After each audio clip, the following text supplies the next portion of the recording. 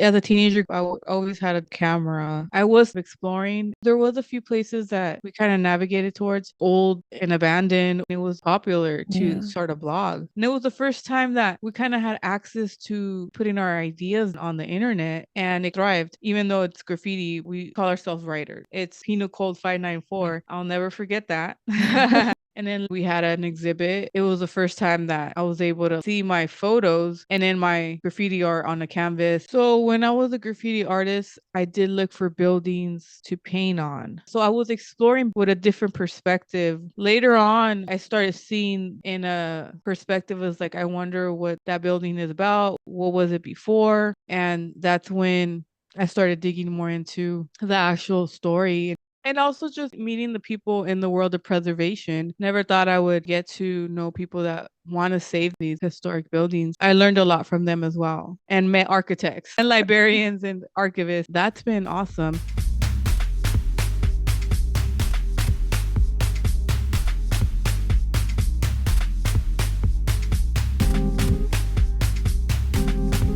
Welcome to Angel City Culture Quest, where art, social justice, and the environment meet in Los Angeles.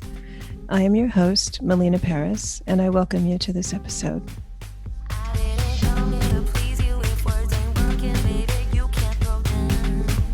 Hello, everybody, and welcome back to Angel City Culture Quest. Today, we are chronicling architecture, art, and social justice with Dona Junta, in discussion of Swap Meet Chronicles to the Beyond the Facade podcast. Here's a little information about our guest. Leah, also known as Dona Junta, is a former graffiti artist turned street archivist. Dona Junta runs the social media page Swap Meet Chronicles, which started off as an idea to highlight everyday cultural happenings growing up in a Mexican household. The concept developed into a blog in 2007, in which Dona Junta documented the streets of Los Angeles from graffiti, personal stories, events, and abandoned places.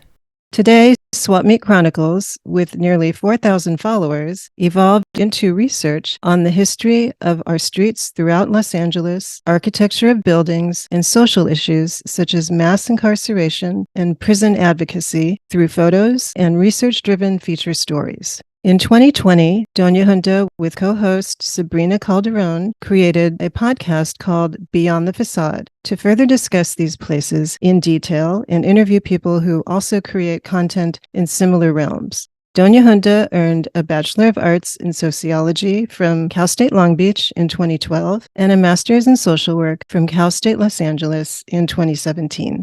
Hello, Dona Junta. I'm very happy to have you here today. Hi, thank you for having me. I'm happy to be chatting about my interests. Yeah.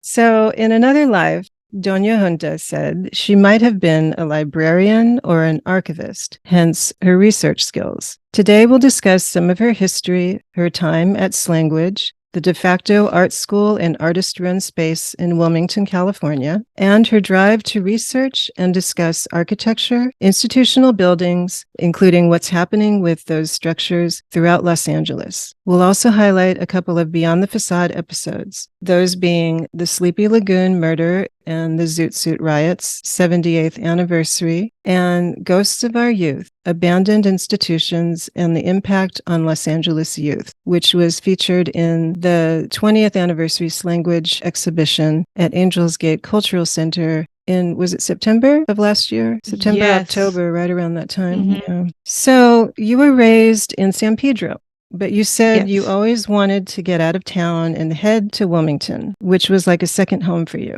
Yeah. You liked the city for its raw grittiness, which you note it has to this day. You had said, quote, "I like really ugly and abandoned and really beautiful too. I find the beauty in the ugly or left alone, whatever it is," end quote. So your documentation of places started as a curious child, always taking photos of places or things that interested you with your disposable camera. How old were you when you first started taking pictures? I would say as a teenager growing up, I always had a disposable camera, whatever ones they sold at Rite Aid. mostly as a teen because my parents didn't own cameras. Then later on, as I got older, the digital era came about. Then I started buying cameras through the years. I mean, not the, SLR or anything like that, just quick digital cameras. What would you photograph around San Pedro? With San Pedro, there was a few places that we kind of navigated towards. What I could recall looking back, I really liked Warehouse One with the Yeah. gargoyles. If you're from San Pedro, you know Warehouse One. It's the original longshoreman area, I guess you want to call for. I would say it was the original Yeah. port. It's Okay. a beautiful concrete building with gargoyles. The gargoyles are basically the spouts. So when it rains, the water comes out of their mouth. So I really love that. And it's always been abandoned that I know of. I mean, it's been shut down. It's used for movies and all that. It's very popular for that. But it was always cool seeing it and like looking around it. So that and just there's a few buildings. I know that with San Pedro, it's very limited. There's a lot of beautiful houses around town. It's what I got to it. I explored later on as I got older and started kind of seeing, oh, I like, the Spanish style houses near Averill Park or some of the styles near the coast. But that didn't come till later until I started kind of being more aware of. But growing up, I still was kind of just leaning towards maybe old and abandoned or kind of creepy looking. At one point, the Warner Grand was abandoned. Yeah. And I would kind of peek through there. And later on, they finally opened it up. But growing up, it was a kind of, I was curious about it too. It's a beautiful building. Yeah. So let's talk about what was your blog, Swap Meet Chronicles. How did you come up with that name? It came out of high school because growing up with immigrant parents, they came here first and, they came here just to survive and start working. And, in those days, it's not like now, everything's so trendy and fashionable. We would have to go to the swap meet to get our clothes or the mall was around, but, obviously it was more expensive. So it was kind of a tradition to go to the swap meet on Sundays, usually after church. It's just kind of part of the culture, especially during that time. The outdoor swap meet and even later on in the 90s, the indoor swap meets came around. Yeah. You buy shoes, jeans for $10. So it was kind of part of what people did or went to at the time. So that kind of always stuck. And when I was thinking of a name for a blog, it just kind of came to mind. And then it was also just with my friends, we joked around a lot about Swami. It's just kind of a inside type of joke, but yeah, it was part of culturally speaking growing up. So how did the blog get started? Well, during that era, 2006, 7, maybe not the beginning of it, but like when it was pretty popular to start a blog. And a lot of people I knew had one, or I started discovering people that had one from all over LA, and they would take photos and write about different topics. And it was the first time that we kind of had access to maybe putting our ideas down on the internet, because before you would have to work for a newspaper or television or a magazine. And I just started it because I was taking photos and kind of exploring, and partially because I did like writing, but it was popular during that time and it was a new thing that was coming out and it was free. So Swami Chronicles kind of was created. And you had the content with your pictures and your thoughts about it.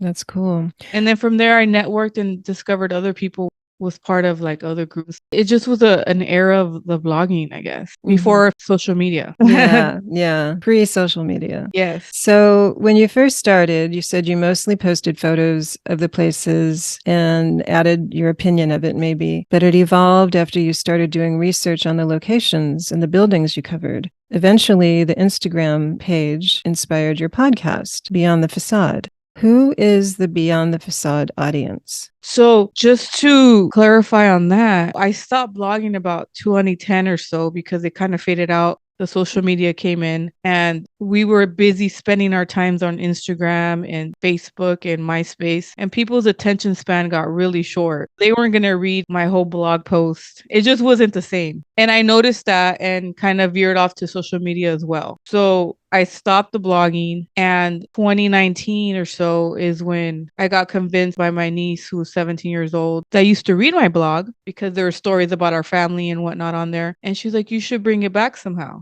We all have a personal Instagram, but it was just like personal photos. Mhm. It wasn't what I was doing on the blog. And she's like, I'll support you. So like, hey, why not? Let me make a public Instagram, the Swami Chronicles. And I did, and it kind of thrived. And from there, I learned more and more, and it started evolving. You got a feel But for also, it. Instagram is limited, right? We could only have so much in the caption. Yeah. I mean, now there's video, but it's still 15-second, 30-second video, 1 minute video, right? You can't really get into depth on maybe what I'm speaking about or what I want to get into on the Instagram. So that's why I decided to start the podcast so I could discuss more of what I was either posting on Instagram or other topics, whatever I was interested in more depth with my co-host or whoever I have as a guest. And there was no limit. It just gave more space.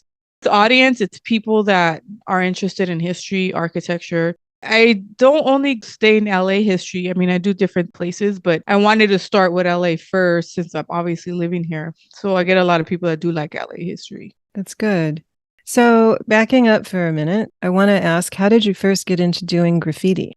So that was back in high school. I would say about 96, maybe 10th, 11th grade or so. And the reason I did was because there was a group of friends that used to get bused to San Pedro High School from Wilmington. And maybe, I don't know if they got bussed over because they couldn't go to Banning or what happened, but we became friends. And later I found out that they were graffiti artists or taggers. I don't know what you want to call it at the time. And during high school, obviously you're influenced by your circle of friends. And they introduced me to a lot of artists and other graffiti writers. And they kind of were like, oh, you should start writing, or we call it writing even though it's graffiti, but we call ourselves writers. That's interesting. Yeah. So I just said, yeah, sure. And that's when they helped me like kind of form a name. Yeah. What And was the name? the original one was really cheesy. Space Girl. Oh, Cross that out. And then later on, one of my friends from Long Beach, he gave me the name Pearl. Perl, not spelled the original way, but with the graffiti world, you kind of spell it like different. yeah. But it's Pearl. Cool. So, what did you paint or Well, write? the name. Okay. So we call it bombing, not bombing like we're gonna blow up a building, but subliminally in a way with the art or the graffiti, we would paint our names on the building or it doesn't have to be a building. It could be a billboard, it could be an alleyway, it could be a truck, anything that seemed like maybe visible, we would put our name on the surface with spray paint. And we'll use different colors, different styles. People had different ways that they did their letters. And through time I got better. Obviously when you first start, you're a little bit not that great, and you learn as you go. There's people that did like characters and things like that, but it was mostly our name. That's interesting because you said it was called bombing, and it made me jump to photo bombing. I wonder if that was where that expression originated from. That's a funny connection. That's a good question. It just was always something that I knew was called bombing. The Yeah. origins of it, not so much. I guess just putting your signature out there somehow. That's funny. Yeah. So you said you did this from about 16 to your early 20s, and you said until you were forced not to do it anymore. Do you want to talk about that? Yeah. Yes. So the reality is with graffiti, it is illegal if you're doing it the street way. Most of the time, graffiti people from New York, it originated from New York. If you watch old documentaries like Subway Art or Breaking, you could see the original 1980s, 1970s graffiti, and they would paint the subway cars illegally. So there is such a thing as legal yards that we used to get permission from, which, did happen occasionally, or later on it did. But originally the goal is just to go paint the city. But the risk is that you could get in trouble, and it is vandalism technically. It's actually 594, Penal Code 594. I'll never forget that. Is the penal code for vandalism. And in my mid-20s, I ended up getting caught painting a train, and that obviously puts a barrier on things. Yeah. And it does make you think like, wow, now, they're on to me, or they're on to us. And it's hard to completely stop, but, obviously there's risk to it.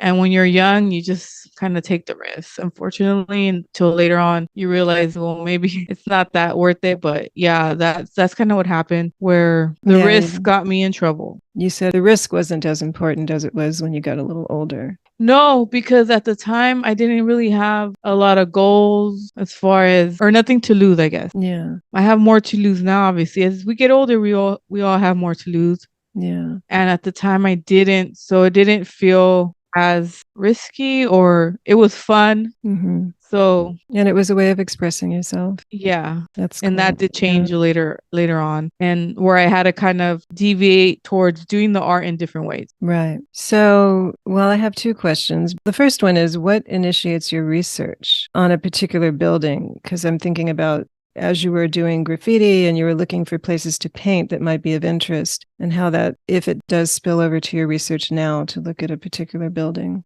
So when I was a graffiti artist, I did look for buildings to paint on. And it was mostly for the aesthetic, for me to go put our name or go inside and explore it, to put our names inside. People, like, they go into abandoned places, there's always graffiti in there. And it was always like that. So I was exploring buildings with a different perspective, mostly for graffiti. Later on, when I got older, I started seeing the buildings that I used to go to, or the areas I used to go to, in a perspective as like, I wonder what that building is about. What was it before? And then I started really loving the older architecture of these buildings. Not all of them that we painted were architecturally significant, but a lot of them were. And when I started looking back on my old photos, like, oh, that was a cool building. And I got more interested later as I evolved in architecture Yeah, and the older styles of buildings. they're beautiful. They really are. Yes. So, this was also during the time that slanguage came into your life. How old were you when you started there? About 18 or so Okay. is when I met Mario and Carla, and they had started the studio. It was pretty empty at the time, but it was a place that we could go and draw in black books. And those are books that are just artist books with blank pages. We would cut out stencils and do little projects there. They were obviously fresh out of art school, so they opened the studio to start their career in life. To me and the people maybe I went with at the time, was like, oh, it's a cool spot to hang out and, draw. They accepted you guys in and even tutored you a little bit. Yes, because they were the first ones that I seen that were educated. I never had known anybody that really gone to school and college that far to get a master's degree or anything. They were pretty inspirational, and they became mentors, even though it was never officially, oh, you're my mentor. They became that de facto mentors. And because they were able to get educated and become artists and then come back to maybe the neighborhood and share what they learned with us. So that was pretty amazing. You didn't really see Yeah. that back then. So, it was a really transitional time for you. Can you talk about that transition and about your work with galleries from that point? Yeah. So during that time, I was just working random jobs. I hadn't gone to school quite yet. I was going to Harbor College and kind of dabbling, but I didn't really know what I wanted to do. I wasn't taking it seriously. And in 2009, when there was the recession that we had, if people are old and remember, Yeah. they laid me off. I had a typical customer service job, and it was a blessing in disguise because I was able to focus on school more. And then I was visiting the studio more often to help out or just be around because I had more time now that I wasn't working and I was getting ready to be more serious in school. That's great. So it gave me opportunity to be able to go there and be part of different projects with them. And it got to the point you said you had an exhibit or exhibits at Mocha and at Yeah, Lola. so we did a group exhibit at Mocha. It was like a whole thing that Mario did, but we were part of executing it, as far as me and another young lady did kind of a little video on the Wilmington. Oh. It's an old video on kind of the history of Wilmington in a sense. We're going around Wilmington taking photos and filming. I don't even know what we used to film at the time, but that was with the whole group. And then later on, I got the opportunity to do more of a collaboration with me and another artist from San Diego at Mola. So it was me from here in LA and then another artist from San Diego. And we had an exhibit at a satellite gallery that Mola had right there in downtown Long Beach. And it was the first time that I was able to like see my photos of these abandoned places and then my graffiti art on the canvas. And we got to paint the wall. And then a lot of the photos I was taking framed. It was a great opportunity. I just wasn't used to it at the time because remember what graffiti, you want to be really anonymous. So that transition was really difficult for me at the time, even though I look at back now and like, wow, that was amazing. I can imagine. Yeah, that's huge. It is amazing. The exhibit was called Defiant Chronicles, I believe. Defiant Chronicles? Yeah. That's a cool name. Yeah. That's great. Well, hopefully we're going to be able to have an image or two to share from that. So I'm looking forward to that.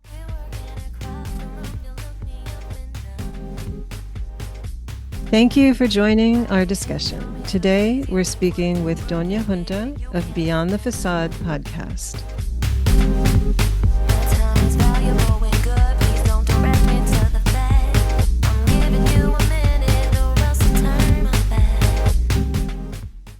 Hello, culture lovers. This is your host, Melina Paris. We have been bringing you inspiring guests along with stimulating content about their work. As with anything, there are costs to keep this podcast going. So if you're able, join me in this quest with your support. Think of it as a cultural tip jar to share any amount that you're comfortable with. Or you can make a regular offering with as little as $4 a month. This will contribute to my ability to continue bringing you the great work of these artists, activists, and others, plus the cultural content that you want to hear about. I appreciate you, and I would be honored to have your support. To join, please go to our Patreon link at patreon.com/Angel City Culture Quest. There, you can also see all of our past episodes, get early announcements, and find more perks to come. Thank you.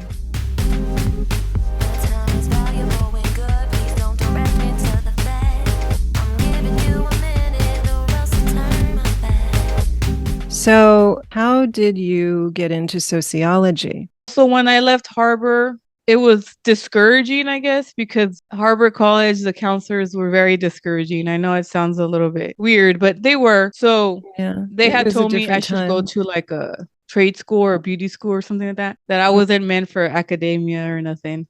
Not cool. But I still kept going. And I discovered that I guess I like sociology. And I knew briefly about what it was just from reading, taking, I think, Sociology 1 in Harbor. But I didn't really get into depth of it till I got in and I transferred to Cal State Long Beach and really dove into what sociology was, which I did realize I loved. It was really interesting to me. So that was part of it. And then also, I didn't really know about social work so much, but sociology also deals with issues as far as the family systems and theories on criminology and crime. And I learned a lot of that too from sociology. And I had my internship was at the probation department at one point, and I learned a lot just working there. You were shadowing officers, right? Yeah. And also because my husband, when he was younger, was system impacted with probation, and it kind of inspired me to be like, okay, maybe I could go in some realm to help out or like learn about it somehow. I was shadowing youth probation officers, also adult, but a lot of the youth ones.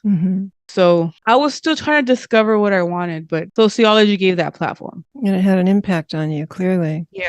So you have your interest in architecture, and you said you actually combined it with some of your episodes on Beyond the Facade, where you and Sabrina discuss the historical issues surrounding these buildings. And this includes state carceral institutions, juvenile and adult, and the issues that have taken place there. And that's what really caught my attention at this language exhibition. Your piece was titled Ghosts of Our Youth, Abandoned Institutions and the Impact on Los Angeles Youth. because you had the image of Juvenile Hall alongside the video of your podcast discussion on how these institutions affected the youth that were there through the decades, but particularly in the 80s and 90s. Now, in that podcast episode, you had noted that the youth in the 90s were charged as adults, and these children were often sent to these places for minor infractions. The youth in the harbor area went to a place called Los Padrinos, or LP, which I think it's in Downey. Yeah.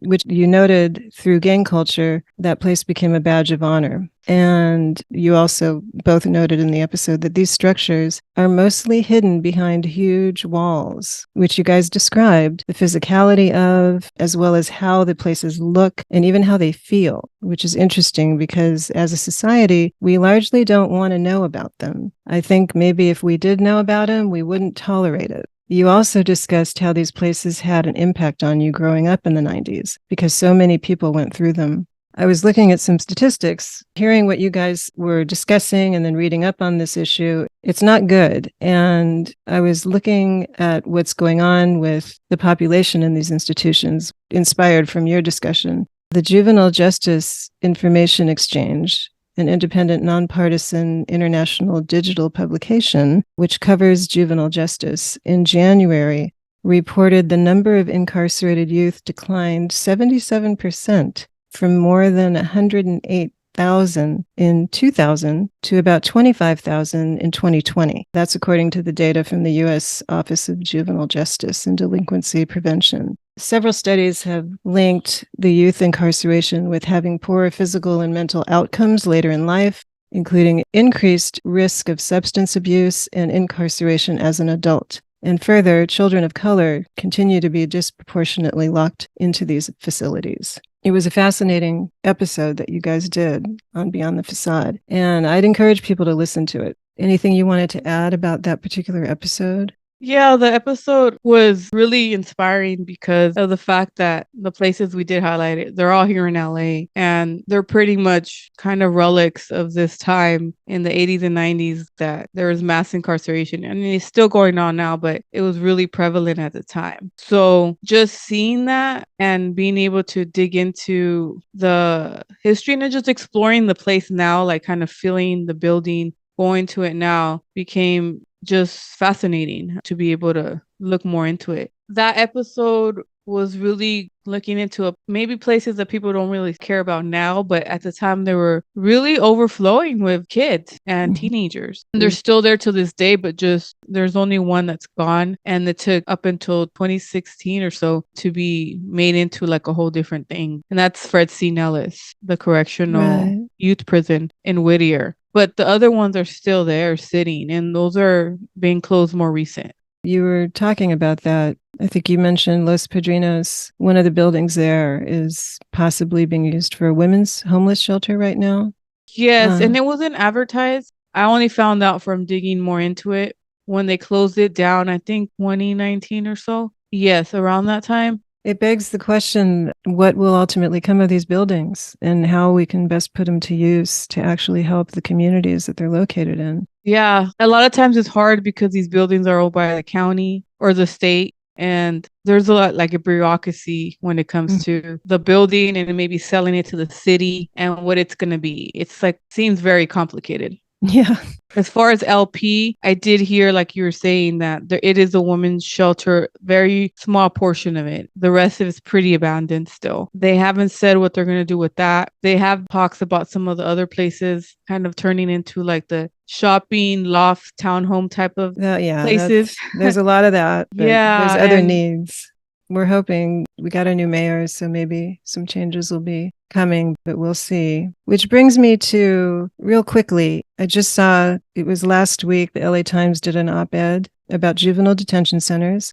And the statistics noted the population in these centers diminished. The Times said that would have been an opportunity to improve rehab programs for the most difficult youth. But instead, fewer cases translated into negligent care, absent staff, and organizational meltdown. The Times reported that LA County Juvenile Hall's staff has only 11% of its workforce coming to work currently, and the probation department is under scrutiny right now by the Board of State and Community Corrections. And the article said that the intervention is needed, or the federal government will again have to come in, as it did more than a decade ago, with civil rights action and a consent decree, possibly. So it doesn't sound like the county is doing what needs to be done in this particular case. No, it's been an ongoing thing with especially Central Juvenile Hall.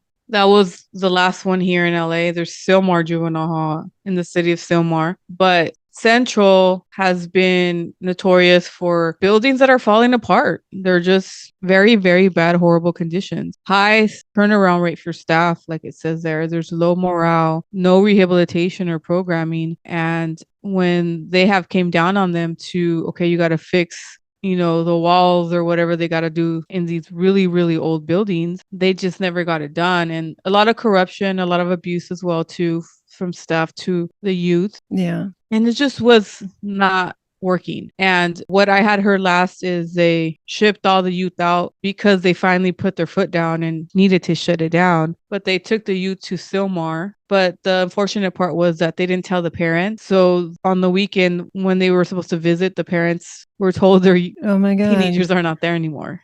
And it's just been an ongoing. I don't know if they're back using the building, but there a lot of those things they don't talk about, and it's not exposed in the media. But I hear different things that they're back, they're not back. But that place was supposed to be shut down because of the conditions. That's sad. Just like LP. Mm-hmm. Now, the other episode you did on the Zoot Suit riots. Yes. And the murder of 22-year-old Jose Diaz. This was along with the discussion of the Chavez Ravine in its original state. That was a great episode because you guys covered so much and so thoroughly on the circumstances around his murder at Sleepy Lagoon and of his day immediately before that. But you also set up the scene in Los Angeles in 1943 and of Chavez Ravine in its original state. It was a time of war and a time during a large influx of immigrant workers. And you explained how much pride their offspring had, these young Zoot Suiters, many of whom felt stuck. They were born here, but they still didn't feel like they belonged. And the Zoot Suits exemplified their pride and their style, which was often resented by a lot of white folks at the time, unfortunately. There were so many aspects to that episode between all these subjects, Chavez Ravine, Jose Diaz, and how you described the Zoot Suits, which were called drapes. Yes. Yeah, that's cool. It was a great episode. How was it investigating all of that? It was awesome because it's something I heard of kind of in passing, but it was never something taught, at least in high school. Yeah. I think I learned about it briefly in a class at Harvard College, Mexican American history, but never like too much into detail. And the reason that I got deeply involved in the episode was because the Hall of Justice in downtown LA was a building that I started researching for the Instagram because it has interesting architecture. And then I started finding the photos of the kids that got arrested the night of the Zoot Suit riots. There was a group of at least 20 different boys and girls or teenagers, young adults. And there was pictures of them in front of the Hall of Justice. And I knew it was related to Zoot Suit riots, but I just wanted to know more why, what happened. And that's when I started digging more into the actual story and history and finding out what exactly happened to these youth. Why did they get arrested? Who was Jose? We went down a rabbit hole. Like, actually, I got this book on the Zoot Suit riots by a professor who studied it very thoroughly. He's from Arizona, I believe. I'll give you the title of the book. I don't know it offhand, but he did a lot of interviews on his take on everything. So I started listening to a lot of interviews with him and also read his book. And then me and my co-host decided, let's just try to trace the footsteps of where these things happened. So the first one was going to the city of what is now Bell. It was where the Sleepy Lagoon was at. It wasn't the city of Bell. Now it's super industrial. You would not be able to tell it was a ravine. There was homes or anything there. It's completely commercial buildings. The LA River that goes across it is cemented, obviously. But just going there and kind of tracing that. And then we discovered a group of people on Instagram that celebrate the Zoot Suit riots every year. They dress up in the the zoot suits, and then they have their 1940s cars, and they go on a cruise. It's like a whole celebration for the anniversary. So we discovered them and we happened to join. Let's just go. So that was another part of it. We ended up finding where he was buried, which, because my co-host is really in touch with paranormal and we love cemeteries, old cemeteries and things like that, we ended up finding out he was buried not far here in a Catholic cemetery in East LA. So we went to go visit him and take him flowers and kind of just go through the different steps from what we learned from the story of what happened. So part of it was there was a lot of injustice for these kids. They went to some of the institutions that I have talked about before. Most of them went to San Quentin, but some of the girls went to the juvenile institutions. Some of the girls were tried without due process. So it was a big controversial thing at the time. So it was amazing to be able to like navigate the places and this history that maybe we didn't really learn about. And it was related to Chicanos, like people that were born here, like myself, that had immigrant parents back in the 1940s. So really a deep connection with that history. Yeah, you brought it full circle. Yeah. Like you said, by visiting his grave and bringing the flowers and going to Sleepy Lagoon and even describing his day before that. And it was his birthday and everything. It was very ironic. Yeah, it was a whole full circle episode, which you guys do a lot of. So kudos for that. Thank you. So lastly, can you tell us what inspires you about architecture to take all these photos and share? I just love the architecture of the past because it just has more character. It had a more sturdiness, more passion to it. It's just not like today. And maybe some people love the modern architecture of today, but I can't relate to it just yet because a lot of it seems really Home Depot-ish. That's what I call it. Maybe there's stuff that environmentally more safer, right? Compared to maybe like something that might have asbestos 1920s or whatnot. Right. But I don't know, architecture and architects and people that designed at the time, they just put more details into it and material was better. And I just love seeing those relics from the past still standing today. Yeah. So I used to really hate like the 60s and 70s, but now that 70s is 50 years ago or more. I know. As cheesy as it could be, I love it now. Love and hate, like 70s funky architecture. But I rather see that than seeing like a same building that they build across town that looks the same. Exactly. The Home Depot building.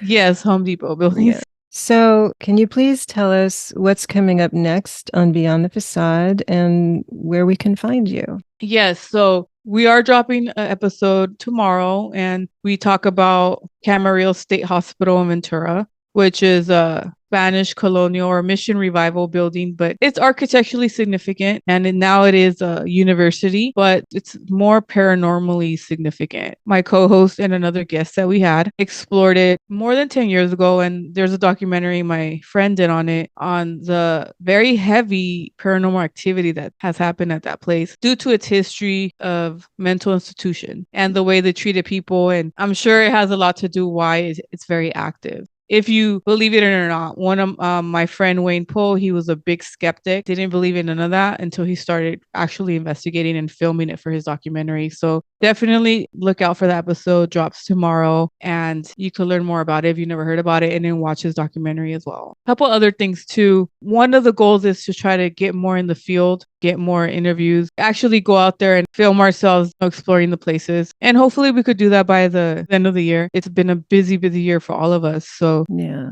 but that is something that we do want to get going and do more interviews with people that are interested in this type of work too. Like they have their own niche audience. End of January, I had a meeting with other Instagram historians. We had a little coffee date and it was fun because each of us have this really cool interest in history and all this stuff. But everybody does it in their own unique way. So I got to really enjoy networking with other people through what I have done. I also got connected with the Art Deco Society. One of the buildings I took a picture of in South Central, Art Deco building, they really caught interest in it. It's the Hoffman Candy Company, and we're trying to get it to be a historic landmark. Been about a year or so, but we're trying to get that going. What street is that on? It's off Avalon in South Central, like Avalon between Gage and Slauson. It's called the Hoffman Candy Company. It used to be back in the 20s and 30s. They're the ones ones that made Couple Gold and a couple other old school candy.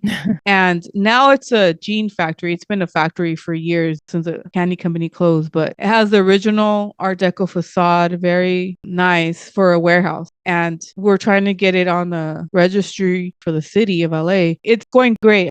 That sounds fascinating. When I think of all your content and the work that you've done over the years, you've also come full circle in a lot of ways. You've started out taking photos as a kid to, quote, bombing or writing on the walls, to getting interested in architecture and then getting interested in the people in the institutional buildings and having a career to help those kids. And now you're sharing it out to the world with your podcast and your Instagram. So thank you for sharing all of this with us. It's really fascinating information. And also just meeting the people in the world of preservation that preserve some of these buildings now. And that's been awesome. Never thought I would get to know people that want to save some of these historic buildings. So I learned a lot from them as well, and met architects that That's maybe cool. I thought I wanted to be one day, but and librarians and archivists. Yeah, in another life.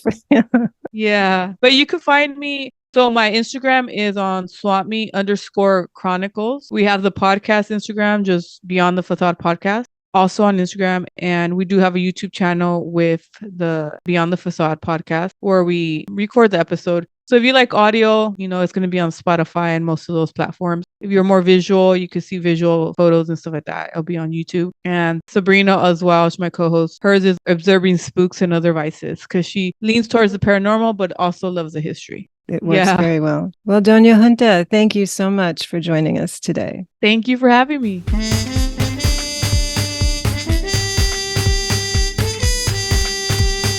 Thank you for listening.